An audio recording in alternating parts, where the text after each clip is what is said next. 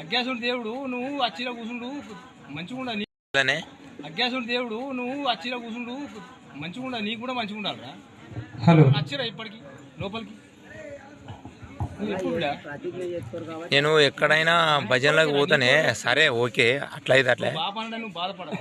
సరే నీకు ఇనబుద్ధి ఉంటే ఇక్కడ కూర్చుని సరే ఓకే. వాళ్ళని కాదా తను లేచిపోతుంది. సరేనే అట్లయితే అట్లే ఓకే. నేను అప్పటి నుంచి అంటున్నా అందు గురించి ఉన్నది ఒకటి. ఇది ఏమది దేవుడు అజ్ఞాసం దేవుడు పనికిరాని పిల్లలు రాసుంది. వేరే అక్కడ వేరే ఊళ్ళలో పంపించింది మా పిల్లలు తెలుసా.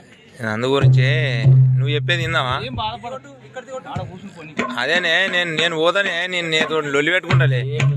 కాదు బిడ్డ, నేను మాలమాదిని కాబట్టి నేను అందు గురించే నేను అడిగిన. నీ మనమ మాట అనగాదు, నేను అడిగినా కాబట్టి నేను అందు గురించే నేను వీరికి రావన్నా వద్దా అని నేను అడిగిన. సరే సరే ఓకే ఓకే బాపు ఓకే. సరే సంతోషం. ఏమైందంటే ఇప్పుడు మేము లేచిపోతాం. అద్దు అట్లా వద్దు బాపు. సరే చేయండి, మీరే చేయండి. అక్కడ నలుగురు అనడానికి ఇంత తెలిపి లేవు మనసులో. సరేనే సరే. మాలమాది వాళ్ళు ఎక్కడికే మాలమాది వాళ్ళు రావద్దు కదా, అంతే కదా.